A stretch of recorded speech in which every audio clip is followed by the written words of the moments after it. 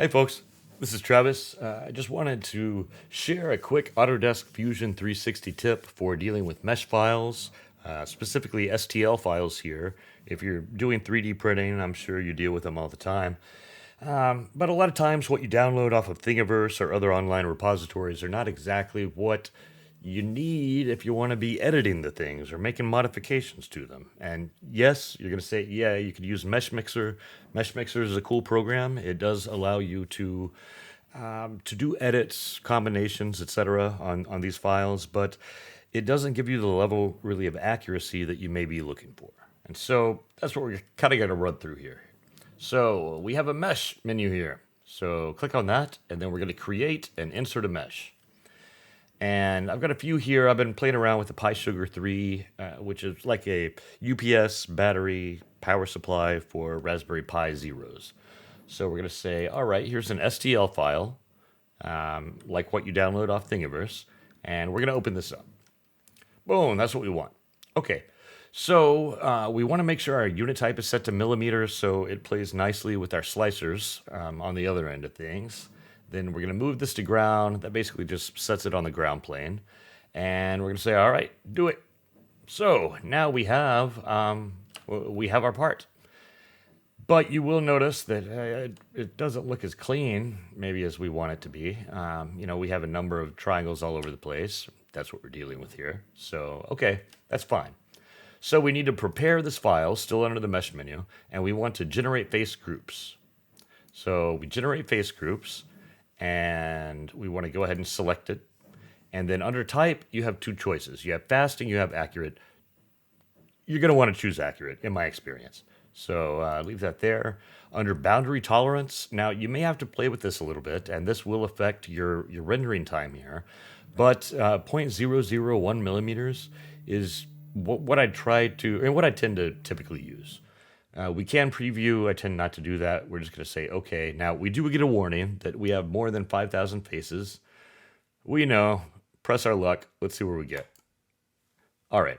So, and this is all going to be real time, so I'm not editing anything here. We do have a gauge here on the bottom right that will give us a rather accurate, picture of how much time we have left on it. So, see if this guy will run through for us. There we go. And that's what we were wanting. So we can see we now have these face groups. And if I click on one, okay, there's a corner, there's the end. But you're like, okay, it does seem to be accurately grouping. So if not, or if parts are cut out, we may want to go back and change that tolerance in the prior step.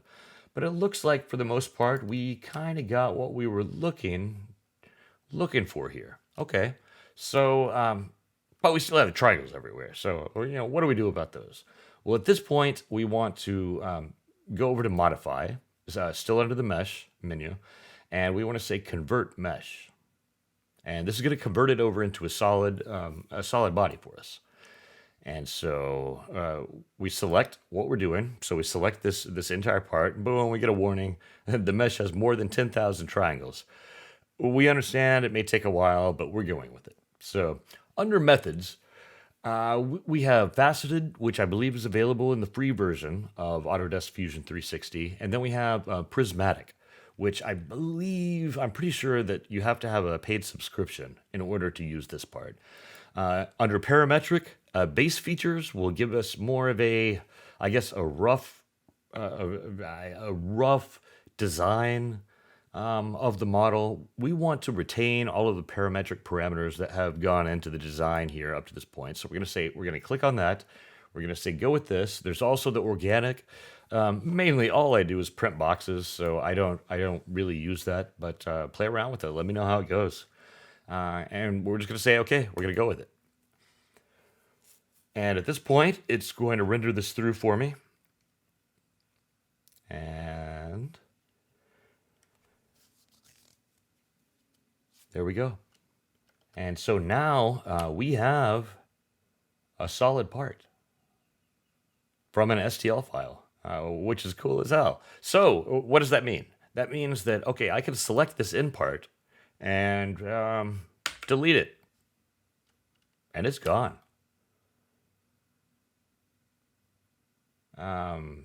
you, you can't exactly do that with STL files. And you'll also notice that, this is entered in my timeline that I deleted a facet here. So I'm going to go ahead and undo that. And it's just part of my timeline. I can walk through this. If, for example, okay, see this corner here? I want to grab the inside rounded corner and let's delete that. And where does that get me? Okay, so it goes ahead and squares out the inner corner there. So let's turn this around and say, okay, well, what happens if I pull this? Let's delete that and check this out. I've got to now have a squared corner on this model, and like I say, those are still entered into the timeline. I can pull this back, and if I want to step that backwards, I can put it back. But this makes it very easy to go through and edit, as a solid model, just STL files that I pulled down off the net. So I hope this is useful to someone. See you next time. Adios.